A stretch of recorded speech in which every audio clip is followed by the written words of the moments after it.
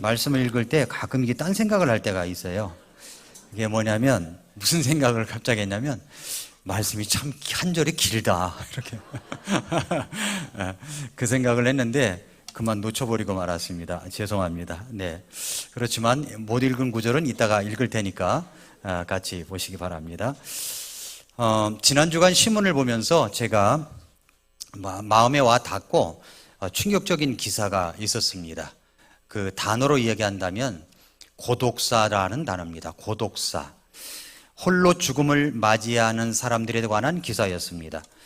고독사는 보니까 전 연령층에 다 있더라고요. 그런데 가장 비율을 많이 차지하는 세대가 50대, 60대입니다. 5060 세대가 가장 많고요. 그 다음에 많은 데가 40대, 그리고 70대, 80대 이런 순으로다가 고독사가 많았습니다. 외롭게 세상을 떠나는 사람들, 전문가들은 고독사 방지를 위해서 AI도 활용하자고 이야기하고 있고, 실제로 네이버에서는 AI가 7,000명의 독거 노인에게 직접 전화를 걸어서 식사를 하셨습니까? 잘 주무셨습니까? 건강 상태 체크하고 안부도 묻고 대화를 나누는 서비스를 40여 개 지자체를 통해서 운영하고 있다고 합니다. 남성이 여성보다 4배나 고독사가 많다고 합니다. 우리에게 때따로 찾아오는 것들이 뭐냐면 바로 고독입니다. 고독. 우리 군중 속의 고독이라고 이 자리에 같이 모여 있지만 고독하신 분이 있거든요. 난 참 고독하다, 힘들다, 고독하다. 이 고독하다는 분들은 이렇게 보면 알아요. 저는 이렇게 고독하구나 이렇게 느껴요. 그래서 제가 슬쩍 가서 지나가면서 말을 걸 때가 있습니다. 그렇다 다 그런 건 아닌데 아무튼 고독해 보이는 분들이 있어요. 그리고 이제 성경은 뭐라고 말씀하냐면은 서로 외롭지 않게, 힘들지 않게 서로 격려하라고 성경 곳곳에서 말씀하고 있습니다. 교회 안에서도 서로 돌아보고 격려하고 전화해주고, 또 서로 카페도 가서 차도 마시고 이 돌아보는 아름다운 모습이 있을 때 우리는 고독에서 벗어날 수가 있습니다. 오늘 은혜 목장이 나와서 찬양을 하는데 찌릿한 감동이 있었어요. 어른들이 나와서 찬양을 하니까 그분들이 주 예수님을 따라가겠다고 이 찬양으로 고백하는 모습을 볼 때 참 감사한 마음이 있었습니다. 자, 그래서 저는 그 50대 이상 되시는 분들은 참 많이 격려가 필요하다고 생각이 듭니다. 격려가 필요해요. 가끔 문자 메시지도 좀 들으시고, 전화도 가끔 들으시고, 뜬금없는 전화가 이렇게 걸려올 때 깜짝 놀라면서 기쁘게 받을 수 있거든요. 그렇거든요. 제 전화기도 하루 종일 한 번도 안 올 때가 있습니다. 우리 집사람이 빨리 들어오세요, 뭐 이런 전화나 올 때가 있고 그래요. 한번 50대 이상 되시는 분 한번 손 들어보세요. 예. 들어보세요. 예. 이러시라고 그러면 쑥스러울 테니까, 쑥스러울 테니까 우리 한번 이분들에게 박수로 한번 격려하겠습니다. 예. 감사합니다. 예. 저는 이경자 자매님이 60대가 됐다고 그래가지고 깜짝 놀랐어요. 맨날 예를 들어서 이렇게 놀리기도 하고 그랬는데, 깜짝 놀랐습니다. 아주 충격을 받았어요, 제가. 왜 이렇게 나이를 먹었느냐고 그랬는데, 세월이 그만큼 갔습니다. 이 연말쯤 되면은 어떤 생각이 드냐면은, 뭔가 모르게 이 좌절감에 빠질 때가 있습니다. 그러니까 왜 이렇게 하는 일이 안 되냐, 왜 이렇게 힘드냐, 다른 사람들을 바라보고 나를 비교해보면 내가 하는 일이 잘 안 되게 느낄 때가 있어요. 건강을 볼 때도 왜 이렇게 힘드냐, 내가 왜 이렇게 건강하지 못하냐, 이럴 때가 있고요. 좀 이렇게 좌절감이나 실패감에 이렇게 주저앉을 때가 있습니다. 지금이 연말이잖아요. 그러다 보니까 그런 생각이 이렇게 몹시 들곤 합니다. 나폴레옹이 이끄는 병사들 중에서 병사 하나가 탈영을 했답니다. 그리고 2번씩이나 탈영을 해서 붙잡혀 왔어요. 그래서 이제 군대의 최고 이제 벌인 사형을 이제 언도받았습니다. 이제 나폴레옹이 그렇게 한 병사를 사형에 처하라고 하니까 그 어머니가 소식을 듣고 뛰어왔습니다. 단숨에 달려와서 나폴레옹 앞에 엎드려서 폐하, 우리 2번씩이나 탈영을 했지만 내 아들을 좀 이렇게 봐달라고, 불쌍히 여겨달라고 탄원을 했습니다. 그러자 나폴레옹이 뭐라고 그랬냐면은 2번씩이나 탈영한 당신의 아들을 위해서 이런 탄원을 하는 것은 의롭지가 않다고 이야기를 합니다. 그러자 이 어머니는 말하기를, 황제시여, 저는 의를 베풀어 달라고 탄원하는 것이 아니라 폐하께 긍휼을 구하고 있습니다. 저는 긍휼을 탄원하고 있는 것이지 의를 탄원하는 것이 아닙니다. 그러니까 나폴레옹은 단호하게 한 번도 아니라 2번씩이나 탈영을 한 당신의 아들은 자격이 전혀 없다고 뿌리쳤습니다. 그러자 어머니가 단념하지 않고 다시 엎드려서 간절하게 빕니다. 황제시여, 제 아들이 자격이 없기 때문에 긍휼을 구하는 겁니다. 자격이 있다면 제가 왜 긍휼과 은혜를 구하겠습니까? 그러니 폐하, 제 아들에게 당신의 긍휼을 베풀어 주십시오. 다시 한 번만 더 시작할 수 있는 긍휼을 주시옵소서. 이렇게 간절히 탄원을 했다고 합니다. 한 해의 끝자락이 오면 제가 생각나는 성경 구절이 있어요. 누가복음 13장인데 예수님께서 열매 맺지 못한 무화과 나무의 비유를 말씀하신 내용이 있습니다. 어떤 사람에게 자기 포도원에 심은 무화과 나무 한 그루가 있었습니다. 근데 해가 3년이나 되는데도 무화과 열매가 열리지를 않는 것이었습니다. 그때 그 주인은 이 포도원지기에게 말합니다. 내가 이 3년 동안 와서 이 무화과 나무에서 열매를 구했지만 하나도 찾지를 못했다. 그러니까 베어버리라. 어찌하여 땅만 버리겠느냐. 이렇게 이야기를 합니다. 그러자 옆에 있던 포도원지기가 그 무화과 나무를 살리기 위해서 탄원을 합니다. 주인이여, 금년에도 그것을 그대로 두어 주십시오. 그동안에 내가 그것의 주위를 파고 그것에 기름을 줄이니, 거름을 줄이니 만일 그것이 열매를 맺으면 좋겠지만 그러지 않으면 그 뒤에 그것을 베어버리소서. 이렇게 옆에서 간절히 탄원을 합니다. 포도원지기는 한 번 더 다시 시작할 수 있는 은혜를 구하는 겁니다. 이 말씀을 볼 때마다 저는 좀 찌릿한 마음이 있어요. 만약에 금년에 열매를 얻기 때문에 베어버리라 라는 말씀으로 내 인생이 끝나버린다면 어떻게 될까? 그런데 옆에 있던 포도원지기, 예수님이시겠죠? 그 비유를 들어서 설명하시는 분이 예수님께서 하나님께 탄원을 드리고 있다고 생각이 들어요. 금년에도 그대로 도와주십시오. 제가 주변에 이제 좀 거름을 주고 잘 가꾸어서 열매를 맺게 하겠습니다라고 하는 말씀이 제게 들려오는 것 같아요. 우리 주님 앞에 드려져 있는 열매를 한번 생각해 보십시오. 그대로 내년에도 열매를 열리겠습니까? 아니면은 땅만 버리니까 베어버리겠습니까? 주인의 입장에서는 베어버리자라고 할 테지만 옆에 있던 포도원지기는 탄원을 합니다. 한 해만 더 참아달라고, 한 해만 더 참아달라고.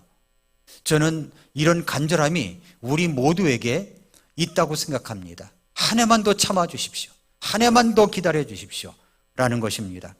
한 해가 저물어가는 12월 말에 내가 맺은 열매를 생각하면 고개를 들 수 없는 부끄러움을 느낍니다. 우리는 당장에 베어버릴 수도 있는 그런 사람들입니다.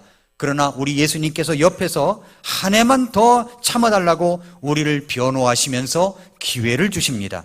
우리는 정말 다시 시작할 수 있는 자격이 없는 사람들이었습니다. 그러나 우리 주님께서는 우리에게 다시 시작할 수 있는 은혜를 주셨습니다. 다시 시작할 수 있는 기회를 주셨습니다. 2번째 기회를 주신 것이죠. 어떤 것이든 한 번밖에 없는 그런 기회라면 그 기회를 잃어버렸을 때 그 기회를 잃어버렸을 때 오는 절망감은 이루 말할 수가 없을 것입니다. 하나님께서는 한 번의 기회만 주신 것도 있고 2번, 3번의 기회를 주신 것들도 있습니다. 요나서를 보면 요나의 인생은 1장으로 끝날 수도 있었고 2장으로 끝날 수도 있었습니다. 그러나 하나님께서는 요나에게 2번째 임하여서 2번째 요나서 3장을 기록하시고 요나의 3장에 은혜를 주신 겁니다. 요나서 3장 1절에 주의 말씀이 2번째 요나에게 임하니라라고 말씀을 했기 때문입니다. 요한복음은 읽어보면 읽어볼수록 문장 구조로 볼 때 20장까지 하면은 다 끝낼 수 있는 장입니다. 20장 31절 마지막 절을 한번 봐보세요. 20장 31절 보니까 이것들을 내가 기록함은 예수님께서 하나님의 아들 그리스도이심을 너희가 믿게 하려 함이요 또 믿고 그분의 이름을 통해 생명을 얻게 하려 함이라 라고 말씀했습니다. 그러니까 이것으로 문장을 요한복음이 기록된 목적을 썼기 때문에 21장 없어도 무난합니다. 그런데 요한복음 21장을 주신 이유가 있습니다. 왜 그럴까요? 실패한 베드로를 찾아오셔서 다시 회복시키시며 두 번째 은혜를 주시기 위함이었습니다. 여러분, 이제 2022년을 보내면서 우리는 포도원 주기가 주인에게 하는 탄원에 우리 마음을 싣습니다. 근데 새해엔 열매 맺는 풍성한 한 해가 될 것을 다짐하면서 지금 이 시간은 여러분이 이번 주간은 한 해를 돌아보며 감사하면서 그 다음에는 이제 새해 설계를 해야 될 것입니다. 이제 우리 교회 형제 하나 이제 옛날 형제인데 지방에 내려가서 이제 병원에 있는 형제가 있어요. 근데 그 형제가 가끔 이제 저에게 전화를 와요. 그래서 목사님 해도 제가 병원에서 나가지를 못하고 어려움을 겪고 있습니다. 목사님 정말 그렇게 기도를 했는데 안 됩니다. 목사님 종이에 써서 기록하면 응답이 된다고 했잖아요. 그러면서 이제 어젯밤에 이제 전화가 왔습니다. 마음이 저도 많이 아팠어요. 그래서 저는 그 형제의 전화를 받으면서 그런 얘기를 했어요. 형제님, 안 되는 것보다 되는 것에 감사를 더 많이 해보세요. 안 된 것보다 되는 것에 감사를 더 해보세요. 그렇게 하겠다고. 그러면서 이제 전화를 끊었습니다. 여러분, 인생은 실패 때문에 실패하는 게 아닙니다. 실패에 대한 그릇된 반응으로 실패하는 경우가 너무 많습니다. 반면에 인생의 대부분의 성공은 실패를 디디고 일어섬으로 만들어지는 것입니다. 워런 버핏의 스승이 벤저민 그레이엄인데 벤저민 그레이엄의 전기를 제가 다 읽어봤어요. 이분이 투자의 기재잖아요. 그러니까 투자하는 데 있어서 워런 버핏도 벤저민 그레이엄이 있었기 때문에 이 워런 버핏이 태어났다, 탄생됐다라고 할 정도로 굉장한 분입니다. 그런데 이분이 그 인생에 있어서 미국의 대공황을 지나면서도 정말 채권의 아주 전문가였는데도 불구하고 4번의 실패를 했답니다. 4번. 그런데 이 실패에 대한 태도를 바르게 했기 때문에 그가 많은 사람들에게 성공한 사람으로 알려지고 있는 것이라는 것을 그 전기를 통해서 알게 됐습니다. 여러분, 그렇습니다. 실패 때문에 우리가 실패하는 게 아니에요. 실패에 대한 반응 때문에 실패하는 겁니다. 실패에 대한 반응 때문에. 아이는 태어나서 걷기까지 보통 2000번 넘어졌다 일어난답니다. 2000번 넘어졌다. 누가 그걸 세봤는지 아무튼 2000번 넘어졌다가 일어선대요. 중요한 것은 넘어지는 것이 아니에요. 다시 일어서는 것입니다. 다시 일어서는 것. 자, 그러면 우리가 다시 일어서려면 어떻게 해야 될까요? 오늘 말씀을 통해서 다시 말씀하시는 요한복음 21장의 메시지를 우리에게 말씀하시는 그 말씀을 우리 마음속에 한번 담아보도록 하겠습니다. 첫째로, 실패했을지라도 주님은 여전히 변치 않는 사랑을 확인해 주십니다. 여전히 변치 않는 사랑을 확인해 주십니다. 오늘 말씀에 보면은 요한복음 21장 15절부터 읽었지만은 1절부터 14절까지 보면은 이 베드로가 너무 실패한 감정이 너무 컸기 때문에 야, 우리 그냥 고기나 잡으러 가자 그러면서 제자들 몇 명을 이끌고서 고기를 잡던 디베리아 바다 앞바다에서 거기서 이제 그 고기를 잡는 모습이 나옵니다. 그런데 밤새도록 고기를 잡았지만 잡히지 않고 있었을 때 예수님이 나타나셨죠. 그러면서 배 오른편에다가 그물을 던져봐라. 그래서 그물을 던졌더니 끌어낸 것이 고기가 엄청나게 잡혔는데 세보니까 153마리입니다. 그래서 153마리, 우리가 153 콘서트를 하는 것도 여기에 이제 의의가 있어요. 오늘 말씀하고 연말 콘서트 주제하고 좀 비슷한 것 같은데 일부러 의도한 것이 아닌데 어떻게 이렇게 됐어요? 아무튼 가로놓기는 전부 다 사랑이에요. 답을 미리 말씀드리지만 설교 노트에 가로놓기는 전부 사랑인데 그 사랑에 대한 이야기입니다. 변치 않는 사랑을 확인하라는 거예요. 변치 않는 사랑을 확인하라는 겁니다. 그런데 예수님이 이제 숯불에 이제 불을 피워 놓으시고, 그리고 이제 생선을 구우시고 이제 조반을 준비하고 제자들을 불러서 먹게 했습니다. 그러면서 예수님께서 물으시는 내용이 있었어요. 3번 물으시는 내용이 있었습니다. 그게 뭐냐면 오늘 말씀해 드렸습니다마는 네가 나를 사랑하느냐, 네가 나를 사랑하느냐예요. 우리는 우리의 감정을 잘 드러내지 않는 경향이 있습니다. 사랑하면서도 사랑한다고 표현하지 못하고 있어요. 언제 여러분의 배우자에게 사랑한다고 이야기를 했었습니까? 언제 여러분의 자녀들에게 사랑한다고 꼭 끌어안고 포옹을 한 적이 언제입니까? 여러분의 부모님의 손을 붙잡고 엄마 아빠 사랑해요 라고 말한 적이 언제입니까? 네가 나를 사랑하느냐? 그래서 우리는 오늘 예수님께서 베드로에게 물어보시는 이 물음에 이 베드로도 부자연스럽게 대답을 해요. 근데 우리도 너무 그 사랑한다 그러면 오금이 저리는 것 같고 좀 뭔가 좀 어색하고 부자연스럽고 그런 모습들이 있거든요. 그런데 베드로도 자연스럽지 못하게 대답을 하고 있다고 느껴집니다. 그러나 우리는 사랑을 확인하는 질문과 사랑을 고백하는 대답을 듣는 자리에서 놀라운 기적들이 일어나는 것을 자주 경험합니다. 사랑의 고백 한마디로 깊은 병석에서 자리를 박차고 일어나는 사람들이 있습니다. 사랑한다는 말 한마디 때문에 용기를 얻어가지고 새 출발을 하는 사람이 얼마나 많이 있습니까? 매일 눈물로 밤을 지새던 사람이 사랑한다는 말 한마디에 웃음이 가득한 얼굴로 회복되는 경우가 얼마나 많이 있습니까? 영적인 문제도 마찬가지입니다. 신앙을 떠나 있었고 그래서 영적인 뒤안길에서 서성이던 내 모습을 주님이 보시고 물으십니다. 네가 나를 사랑하느냐?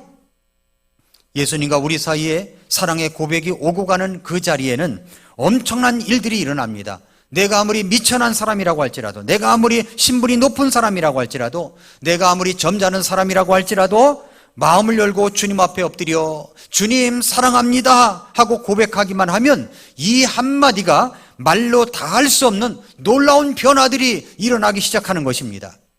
아침 해가 막 떠오르는 해변가의 아침을 맞이하면서 주님은 식탁을 차려놓으시고 예수님께서는 베드로를 부드러운 눈길로 바라보시며 이렇게 물으십니다. 요나의 아들 시몬아, 네가 이것들보다 나를 더 사랑하느냐? 이 말씀은 헬라어 원어로 보면 사랑이라는 단어가 아가파스메라고 되어 있어요. 아가파스, 아가페적인 사랑으로 물어보는 겁니다. 네가 아가페적인 사랑으로 나를 사랑하느냐? 물으십니다. 아마도 갈릴리 바닷가에 이제 이것들보다 그럴 때 이것들은 아마도 갈릴리 바닷가에 메어놓은 고깃배나 아침에 잡은 신선한 고기들이나 또 마음을 딴 곳으로 집중케 하는 여러 가지일 것입니다. 그것들보다 나를 더 사랑하느냐? 네가 나를 사랑하느냐? 중요한 것은 베드로에게 주님을 향한 사랑을 확인하고 계시다는 겁니다. 내가 주를 사랑하는 줄 주께서 아시나이다. 이것으로 끝나는 줄 알았는데 잠시 후에 16절에 예수님께서 또 물으십니다. 요나의 아들 시몬아, 네가 나를 사랑하느냐? 이번에는 주님께서 사랑이라는 이 아가페로 물어보시는 것이 아니라 필레이스메라고 이 단어를 바꿔서 물어보셨습니다. 둘 다 사랑한다는 말이지만 하나는 아가페적인 하나님의 사랑을 이야기하고 있고 또 하나는 인간적인 사랑을 이야기합니다. 하나님의 사랑 같은 그 사랑으로 나를 사랑하느냐? 이렇게 물으시다가 바꾸어서 사람 사이의 우정과 같은 그 사랑으로 나를 더 사랑하느냐? 물으신 겁니다. 예수님은 왜 2번이나 사랑하느냐고 물으시는 것일까요? 베드로는 그 질문을 받았을 때 마음이 좀 더 불안해지기 시작했을 것입니다. 그래서 다시 한번 마음을 모아가지고 또 대답을 합니다. 주여 그러하외이다. 내가 주를 사랑하는 줄 주께서 아시나이다. 그 대답을 들으시고 주님은 또다시 물으십니다. 17절 요나의 아들 시몬아, 네가 나를 사랑하느냐?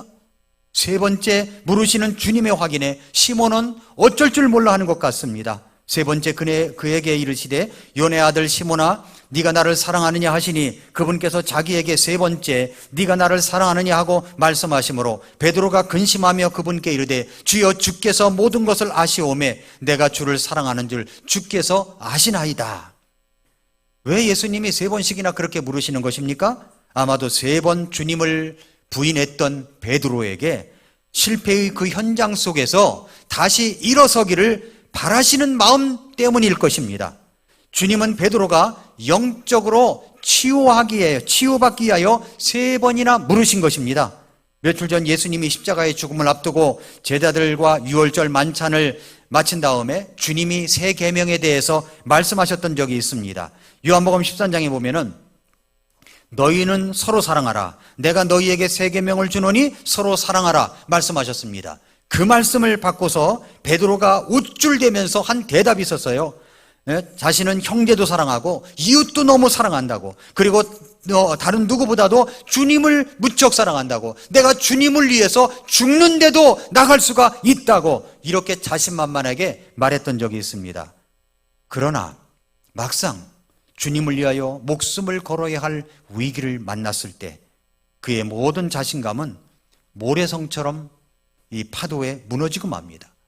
베드로는 3번이나 예수님을 모른다고 그랬어요. 예수님 모릅니다. 예수님 모릅니다. 심지어 저주까지 하면서 예수님을 모른다고 했습니다. 그리고서 자기 혼자 살아남기에 얼굴을 감싸고 주랭랑을 쳤습니다. 그렇게 예수님을 부인한 이후에 베드로는 어떻게 지냈을까요? 아마도 여러 날을 통곡하며 뜬 눈으로 밤을 지새웠을 것입니다.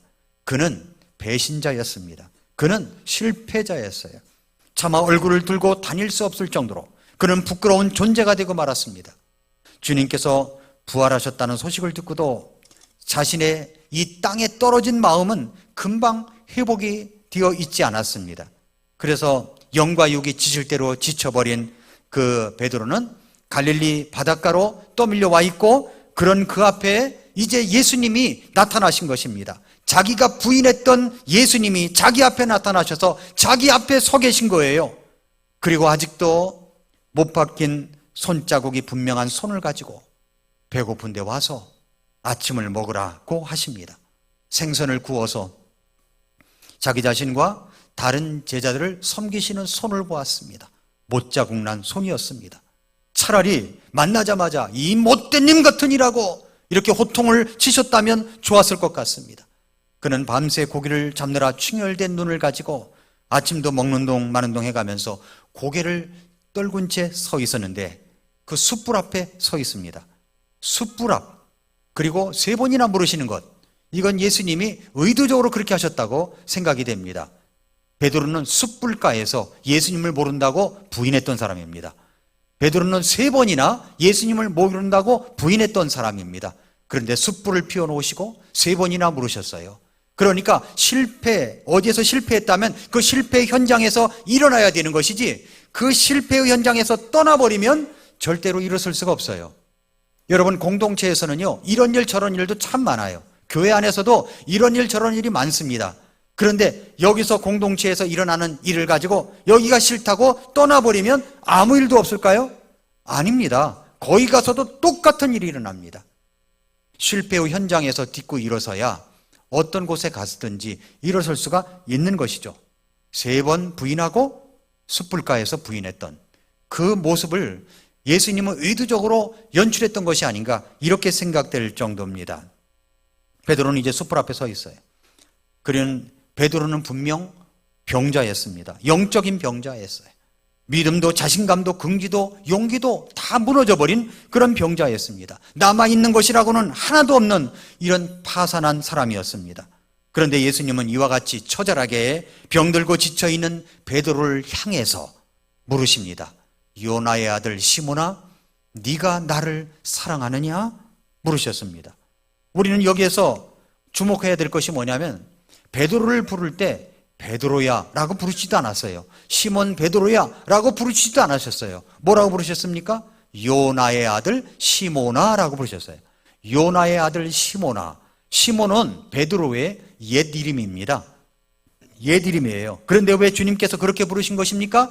여기에 주님의 의도성이 담겨져 있는 겁니다. 의도적으로 주님은 시몬이라고 부르신 것이죠. 시몬아, 너는 나를 모른다고 3번이나 부인을 했지. 그러나 나를 모른다고 부인한 것은 베드로가 아니고 너의 옛 자아인 시몬이야. 자신만만하게 사랑한다고 소리치던 너의 옛 자아가 그렇게 한 것이야. 바로 이것을 주님은 베드로에게 깨우쳐 주시고 싶었던 것입니다. 예수님께서 왜 베드로에게 3번이나 같은 질문을 하였을까요? 네가 나를 사랑하느냐? 그것은 베드로의 과거를 추궁하시기 위함이 아니었습니다. 오히려 주님이 베드로를 얼마나 사랑하고 계시는가를 보여주시기 위함이었습니다. 그 자신이 먼저 상대방을 사랑하지 않으면서 남보고 자기를 사랑하느냐고 묻는 사람이 있다면 그는 아마 철면피일 것입니다.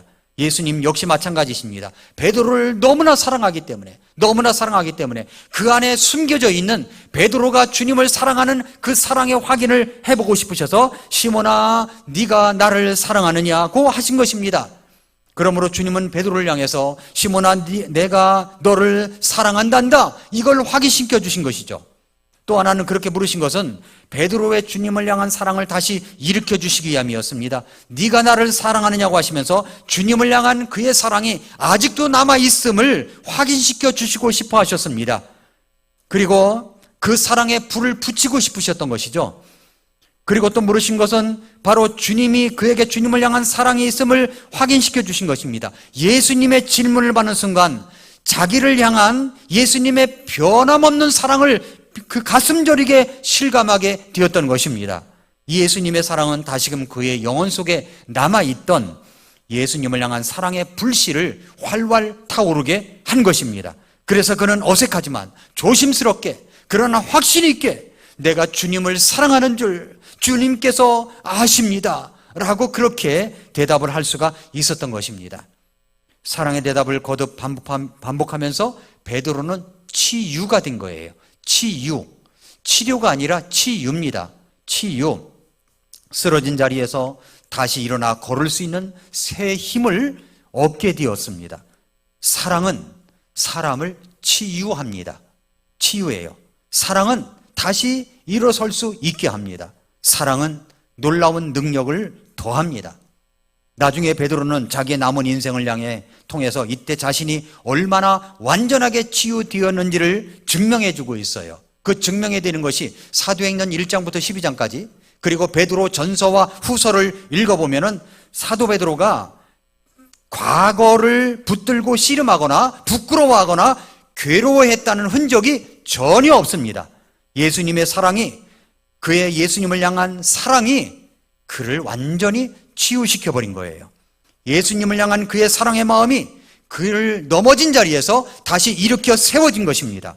실패했을지라도 주님은 여전히 우리에게 사랑을 확인해 주십니다. 그 사랑으로 우리가 다시 일어설 수가 있는 것입니다. 실패했을지라도 주님은 여전히 변치 않는 사랑을 확인해 주신 것을 통해서 우리는 다시 일어설 수가 있는 것입니다. 두 번째로는 그 변치 않는 사랑으로 새로운 기회를 주십니다. 기회를 주셔요. 내가 너를 사랑하느냐? 네가 나를 더 사랑하느냐? 3번 연속적으로 물으시면서 시몬의 대답을 구하시죠? 시몬의 대답을 의도적으로 구하십니다. 내가 주님을 사랑하는 줄 주님께서 아십니다. 그러자 주님께서 말씀하시죠. 내 어린 양을 먹이라. 그러자 주님이 또 물으십니다. 나를 사랑하느냐? 주님을 사랑합니다. 그러자 주님은 똑같은 말씀을 하시죠. 내 양들을 먹이라. 3번째 같은 질문을 하십니다. 네가 나를 사랑하느냐? 내가 주님을 사랑하는 주께서 아십니다. 그러자 주님은 또 말씀하셔요. 내 양을 먹이라. 다시 말해서 주님은 그에게 새로운 기회를 주시는 겁니다. 새로운 기회, 사명을 주시는 거예요. 사명은 사랑이 동반될 때 확실해지는 겁니다. 확실해지는 거예요. 새로운 일거리라고 하는 것은 이제 예수님은 베드로에게 목양을 하라고 하는 거죠. 목양. 내 양을 먹이라고 하십니다. 어린 양이든 성장한 양이든 그 양들을 위해서 목양을 하라는 새로운 일거리, 사명을 주신 거죠. 새로운 기회를 주신 것입니다. 이제 베드로는 2가지 일을 동시에 하는 거예요. 하나는 잃어버려진 영혼들을 주께로 인도하는 일이고, 또 하나는 주님의 부르심의 사역, 구원받은 영혼들을 목자가 양을 돌보듯 그렇게 돌보고 먹이며 인도하는 목양의 사역을 하라는 것입니다. 이것보다 더 영광스러운 일은 없는 것이죠. 일상적 상식으로 이야기한다면 한번 내 기대를 저버린 내 제자, 나를 버리고 떠난 제자에게 더 이상의 기대를 거는 스승을 찾아본다는 것은 정말 어려운 일입니다. 그러나 우리 주님은 다르셨어요. 주님은 변함없는 사랑을 확인해 주시고 내 양을 먹이라고 기회를 주십니다. 일거리를 주시는 거예요. 사명을 주십니다. 사람을 낚는 어부가 되는 전도자의 사명과 함께 이제는 양들을 돌보듯 그렇게 성도들을 돌보라는 목양의 사역을 하라고 맡겨주신 것입니다. 전도자의 일과 목양의 일 중 어느 것이 더 어려운 일일까요? 나가서 전도하는 일이 어려울까요? 아니면 목회, 그러니까 목양을 하는 일이 더 어려울까요? 어떤 게 더 어렵죠?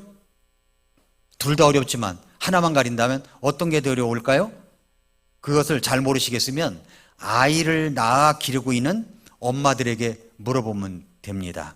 예, 낳는 일이 어려운 것인지 기르는 일이 어려운 것인지. 뭐가 더 어려워요? 낳는 게 어려워요? 낳는 게 어렵다면 둘째 안 낳았을 거예요. 그죠? 예, 둘째 낳는 게 어렵다면 셋째도 안 낳았을 거예요. 낳는 것보다 사실 기르는 게 더 어려운 거예요. 기르는 게. 끝도 없는 것 같지 않아요? 끝도 없어요. 목양이 그렇다는 겁니다. 목양이라는 것은 끝도 없어요. 끝도 없어요. 그렇습니다. 주님은 우리의 실패 때문에 우리에게 우리의 일감을 빼앗아 가시는 분이 아니에요. 다시 이렇게 세워주시고 그리고 일감을 주시는 겁니다. 너 이 일을 한번 해봐. 너 이 일을 한번 해봐. 말씀하시는 것이죠. 오히려 내가 회복을 하고 나면 더 고상한 일을 주님께서 맡기시는 것입니다. 고상한 일을. 나를 회복시키셔서 고상한 일을 맡기시는 거예요. 빌 게이츠가 미래로 가는 길이라는 책에서 이렇게 말을 한 적이 있습니다. 나는 내 기업을 경영하던 초기에는 성공의 가능성, 성공의 경험만으로 사람을 쓰고자 했다. 성공한 사람만 갖다 썼다는 거죠. 근데 이제는 생각이 달라졌다. 난 되도록 실패의 경험을 가진 사람을 고용하고자 한다. 왜냐하면 실패는 자신이기 때문이다. 그러나 내가 무조건 실패한 사람을 쓰겠다는 것은 아니다. 난 그들에게 실패를 통해 무엇을 배웠는가를 먼저 묻고자 한다. 실패를 통해서 무엇을 배웠습니까? 하나님은 두 번째 기회를 주시는 분이십니다. 하나님은 자기 목숨을 위하여 자기 목숨을 살리고 위하여 자기 아내를 누이라고 2번이나 속였고 거짓말하였던 아브람도 믿음의 조상이 되게 하셨습니다. 하나님은 형님을 속이고 장자권을 부당하게 가로챈 야곱에게도 다시 기회를 주셨습니다. 하나님은 이집트에서 혈기로 사람을 죽인 모세도 다시 기회를 주셨습니다. 하나님은 타락한 삼손에게도 다시 기회를 주셨습니다. 하나님은 부하의 아내와 간음을 저지르고 그 부하를 사지로 몰아넣은 다윗도 다시 기회를 주셨습니다. 하나님은 선교하라고 보내시는 곳을 거부하고 반대의 길로 갔던 요나도 다시 기회를 주셨습니다. 뿐만 아니라 하나님을 믿는 그리스도인들을 박해하고 잡아가두고 죽는 것을 당연하다고 여겼던 사도 바울도 다시 기회를 주셨습니다. 사도 바울의 1차 선교 여행에 대해서 도중에 돌아와 버린 마가 요한도 다시 기회를 주셨습니다. 지금도 수많은 그리스도인들이 때로는 주님의 길을 이탈하여 자신이 원하는 길로 갔지만 그래도 주님은 다시 찾아오셔서 사랑을 확인해 주시고 다시 이렇게 세워주시고 고상한 일을 맡겨주십니다. 고상한 일이 뭘까요? 알기 원하십니까? 알려드릴까요 말까요?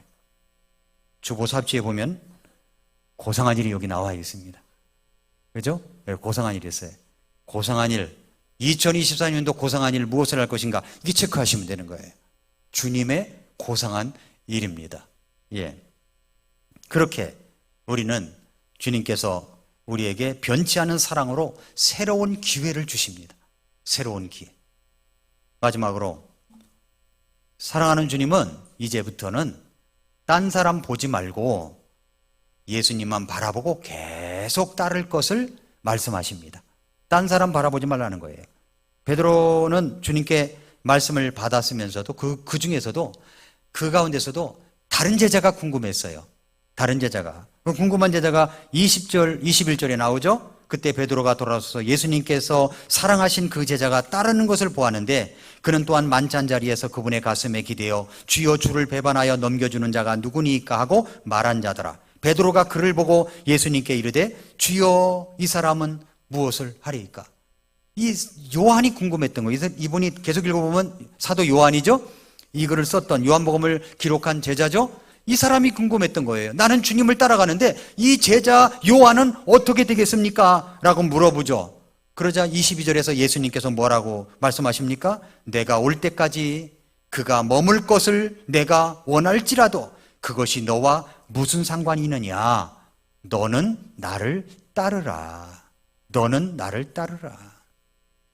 우리는 교회에서 어떤 일을 하거나 헌신하거나 또 고상한 일을 하다 보면은 나는 열심히 하고 있는데 딴 사람을 볼 때가 있잖아요. 딴 사람, 저 사람은 어떻게 되겠습니까? 저 사람은 왜 저렇게 될까? 저 사람은 왜 저럴까? 라고 생각이 들어서 비교해가지고 내 자신을 울축시키거나 주저앉거나 실망하거나 딴 생각, 부정적인 생각을 가질 때가 있습니다. 우리가 주님 앞에서 어떤 일에 실패하고 우리 주님의 사랑으로 다시 일어섰을 때 딴 사람 보지 말라는 거예요. 고상하게 우리 주님과 나와의 관계입니다. 이것은 주님과 나와의 관계예요. 주님과 나와의 관계에서 빚어져 갈 일이지 딴 사람 때문에 내가 빚어지는 게 아니에요. 딴 사람 때문에 내가 헌신을 좌우하는 게 아닙니다. 딴 사람 때문에 내가 고상한 일을 좌우하는 게 아닙니다. 내가 주님의 사랑 때문에, 주님이 나를 사랑한다고 하는 그 사랑 때문에 그 일을 감당해 가는 것입니다. 그것을 주님께서 말씀하시고 있는 거예요. 우리는 자꾸만 다른 사람은 어떻게 하고 있는가, 다른 사람은 어떻게 되는가, 이게 궁금한데, 그런데 우리 주님은 너는 그냥 나를 따라오기만 하면 돼 라고 말씀을 하는 거죠. 사실 베드로의 문제는 자만심이었지 않습니까? 교만이었고요, 준비되지 않았는데 나서서 말부터 시작하는 그런 말쟁이였습니다. 그러나 이제 실패를 통해서 주님의 사랑으로 일어나서 보니까 이제는 달라진 거예요. 주님께서 말씀하셨습니다. 18절 19절에 보니까 진실로 진실로 내가 네게 이르노니 젊어서는 네가 스스로 띠를 띠고 네가 원하는 곳으로 다녔으나 늙어서는 네가 네 손을 내밀 것이요 그러면 다른 사람이 네게 띠를 띠워 네가 원하지 않는 곳으로 너를 데려가리라. 이 말이 무슨 말입니까? 19절에 해답이 나오죠. 그가 어떤 죽음으로 하나님께 영광을 돌릴지 겉으로 드러내 보여주려 하심이더라. 그분께서 이것을 말씀하시고 그에게 이르시되 나를 따르라. 나를 따르라. 너는 상관하지 마. 딴 사람은 상관하지 마. 너는 나만 따라오면 돼. 베드로는 그렇게 해서 예수님만 따라가는 제자가 되었습니다.